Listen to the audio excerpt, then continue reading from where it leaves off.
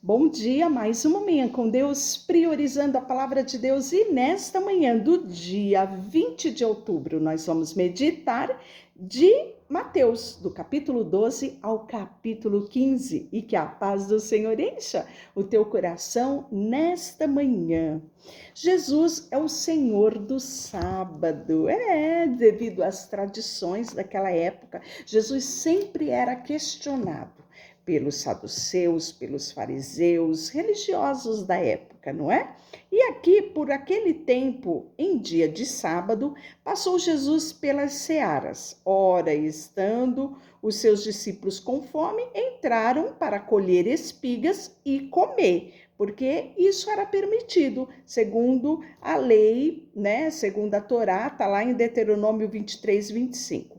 Os fariseus, porém, vendo isso, disseram-lhe: eis que os teus discípulos fazem o que não é lícito fazer no dia de sábado. O que era? Colher espigas. Mas Jesus lhe disse: não lestes o que fez Davi quando ele e seus companheiros tiveram fome? Está lá em 1 Samuel 21, de 1 a 6. Como entrou na casa de Deus e comeram os pães da propiciação, os quais não lhe era lícito comer, nem a eles, nem ao que com eles estavam, mas exclusivamente ao sacerdote, está prescrito lá em Levítico 24, 9. Ou não lestes na lei, aos sábados o sacerdote no templo violam o sábado e ficam sem culpa? Por que eu digo? Aqui está quem é maior do que o templo. Mas, se vós soubesses o que significa misericórdia, quero e não holocausto, não terias condenado o inocente, porque o Filho do Homem é Senhor também do sábado. E aí nós vamos ver o episódio de um homem da mão ressequida, que está logo em seguida, a partir do versículo 9. Esse homem, ele vai entrar na sinagoga, né? E ele tinha uma mão ressequida, né? Uma mão atrofiada. E o texto fala que, então, com o intuito de acusá-lo, perguntaram a Jesus: é lícito curar no sábado? Ao que lhe perguntou: qual dentre vós será o homem que, tendo uma ovelha e no sábado esta cair numa cova, não fará todo o esforço para tirá-la dali? Ora, quanto vale um homem que uma ovelha? Logo é lícito no sábado se fazer o bem. Então disse ao homem: estende a mão. Ele estendeu e ela ficou sã como a outra.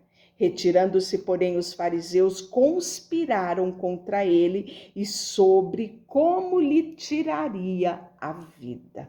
Olha que terrível isso, não é? E aí nós vamos ver que Jesus, sabendo de tudo isso, dessas conspirações, Jesus vai se afastar dali. Só que muitos seguiam Jesus, né?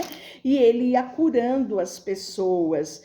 E nós vamos ver que Jesus, quando curava muitos, dizia a eles: olha, não torne público esta cura, né? Vá para sua casa, fique quietinho, não precisa falar para ninguém que eu te curei. E aí, né, nós vamos ver que isso era para se cumprir algo que o profeta Isaías tinha dito, em Isaías 42, de 1 a 4. Eis que o meu servo que escolhi, o meu amado, em quem a minha alma se compraz, farei repousar sobre ele o Espírito, e ele anunciará o juízo aos gentios. Não contenderá, não gritará, nem alguém ouvirá nas praças a sua voz. Não esmagará a cana quebrada, nem apagará a torcida que fumega, até que faça vencedor o juízo. E no seu nome esperarão os gentios. E aí nós vamos ver que a cura do endemoniado, cego e mudo, e novamente a blasfêmia dos fariseus e Jesus defendendo, né? E isso tudo está no capítulo 12. Nós vamos ver também a árvore e os seus frutos, né? A árvore boa e o seu fruto bom, ou árvore mau e o fruto mau, porque pelo fruto se conhece a árvore. Olha que Jesus está dizendo aqui, né? Raça de víboras, como podeis falar coisa boa sendo maus? Porque a boca fala o que o coração está cheio. O homem bom tira o tesouro bom de coisas boas, mas o homem mau do mau tesouro tira coisas más. Digo que toda palavra frívola que proferem os homens dela darão conta no dia do juízo. Porque pelas tuas palavras serás justificado e pelas tuas palavras serás condenado. Já imaginou? Você ter uma retrospectiva e ver tudo que você já falou nessa vida? É um alerta para nós, não é?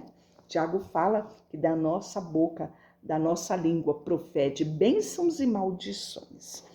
E aí, Jesus, no capítulo 13, vai trazer parábolas. O que é parábolas, né? Parábolas são histórias para que houvesse uma compreensão melhor dos ensinos que Jesus queria trazer. Então ele vai usar muito esse mecanismo, né, das parábolas, que são histórias simples, curtas, né? Tipo explicando, olha, isso é tipo isso. É o que Jesus falava, trazendo ali uma forma, né, de estimular as pessoas a pensarem e a refletirem sobre aquilo que Jesus estava trazendo. E aí no 13 temos a parábola do semeador, que ele fala que naquele mesmo dia, Jesus saindo, ele se assenta à beira-mar, grande multidão vai se reunir, né? E aí Jesus começa a falar a eles por parábola, dizendo, eis que um semeador saiu a semear. E ao semear, uma parte caiu à beira do caminho. Vindo as aves, comeram. Outra parte caiu em solo rochoso, onde a terra era pouca. E logo nasceu, visto não ser profunda a terra. Saindo, porém, o sol vai queimá-la, porque não tinha raiz, e assim ela se seca. Outra caiu entre espinhos, e os espinhos cresceram e a sufocaram. Outra, enfim, caiu em boa terra e deu frutos a 100, 60 e 30 por um. Quem tem ouvidos, ouça. E aí, nós vamos ver que logo em seguida ele vai trazer a explicação dessa parábola. Por quê? Porque os discípulos vieram perguntar, né? Por que você fala por parábola? Ao que respondeu, porque a vós outros é dado conhecer os mistérios do reino dos céus, mas aqueles que não lhe isso não lhe será concedido. Pois o que tem se lhe dará e terá em abundância, mas o que não tem, até o que tem é tirado. Portanto, lhe falo por parábolas, porque vendo não veem, e ouvindo, não ouvem, nem entende. De sorte que nele se cumpre a profecia de Isaías, né? Então, mais uma vez, né? Então, você vai ver que isso é uma característica do livro de Mateus, né? Aqui ele vai falar do profeta Isaías no capítulo 6, versículo 9. Ouvires com os ouvidos e nenhum modo os entendei, verei com os olhos e nenhum modo percebeis, porque o coração deste povo está endurecido, e o mau grado ouviram com os ouvidos e fecharam os olhos, para não suceder que vejam com os olhos e ouçam com os ouvidos e entendam o coração e se converta e sejam para mim curados. Bem-aventurado, porém, os olhos, porque veem, os vossos olhos, porque veem, os vossos ouvidos, porque ouvem, porque em verdade eu vos digo, muitos profetas e justos desejaram ver o que vedes e não viram, ouvir e não ouviram, né? Atentai, pois, a parábola do semeador, né? Então aqui ele já está dando uma palhinha do que é a parábola do semeador. A todos que ouvem a palavra do reino e não compreendem, vem o maligno e arrebata o que lhe foi semeado do coração. Este é o que foi semeado à beira do caminho. O que foi semeado em solo rochoso, esse é o que ouve a palavra, recebe logo com alegria, mas não tem raiz em si mesmo, sendo antes de pouca duração. Em lhe chegando as angústias e as perseguições por causa da palavra, logo este se escandaliza. O que foi semeado entre os espinhos é o que ouve a palavra, porém, Os cuidados do mundo e a fascinação das riquezas sufocam a palavra e fica infrutífera. Mas o que foi semeado em boa terra é o que ouve a palavra, compreende e este frutifica e produz a 100, 60, 30 por um. E vem a minha pergunta: quem é você? Você é aquele que as angústias roubam a palavra que foi semeada no seu coração? Ou você é aquele que o maligno solta, né, as astutas ciladas dele e logo rouba a tua esperança, a tua paz, né, aquilo que a palavra semeia? Ou você não consegue fincar raízes, é superficial, não consegue ter um relacionamento firme em Deus? Ou você é a boa semente que frutifica, que dá fruto, ou seja, ouve a palavra, compreende e pratica a palavra. E aí ele vai trazer a parábola do joio, a parábola do grão de mostarda, que vai nos falar sobre fé, né? Que o reino dos céus, né? Ele é semelhante ao grão de mostarda que um homem plantou no seu campo, o qual, na verdade, é o menor de toda a semente, e crescida é maior das hortaliças, e se faz uma árvore, de modo que as aves do céu vêm aninhar-se em seus ramos. Depois a parábola do fermento, né? E por que Jesus falou por parábola no versículo 34, ele diz: todas essas coisas, disse Jesus, às multidões por parábola, e sem parábola nada lhes dizia, para que se cumprisse o que foi dito por intermédio do profeta. Quem? Ele vai dizer assim: abrirei em parábolas a minha boca, publicarei coisas ocultas desde a criação do mundo. Está lá em Salmo 78, 2. E logo em seguida ele traz sempre a explicação. Agora a explicação do joio, né? Que foi semeado, né? O que semeia a boa semente é o filho do homem. O campo é o mundo, a boa semente são os filhos do reino. O inimigo semeou e o diabo a ceifa, e a consumação dos séculos, os ceifeiros são os anjos. Essa parábola do joio é muito significativa e eu sugiro que você leia com muita calma a parábola e a explicação da parábola, né? E nós vamos ver que ainda no capítulo 14, nós vamos ver a morte de João Batista, né? Por determinação de Herodes, né? A filha da esposa dele, Herodias, pede a cabeça do profeta,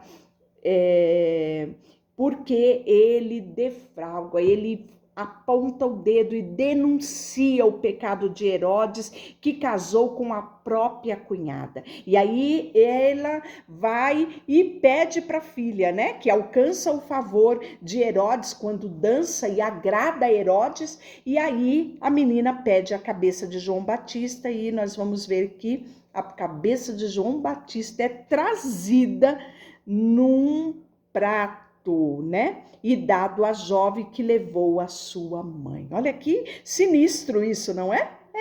Foi a morte de João Batista. Depois nós vamos ainda no capítulo 14 ter a multiplicação dos pães e peixe. A primeira multiplicação, né?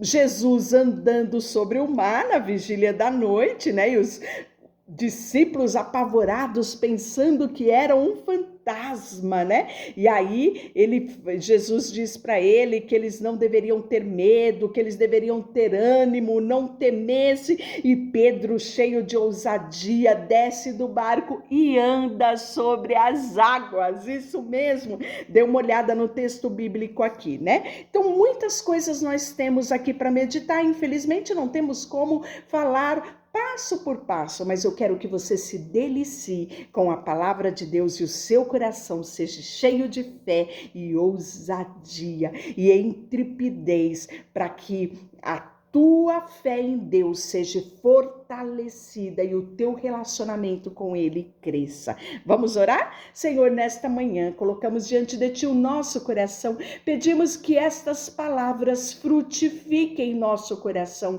Queremos viver a Tua palavra, declaramos que ela é lâmpada para os nossos pés e luz para os nossos caminhos. Colocamos diante de Ti tudo o que temos e somos, em nome de Jesus.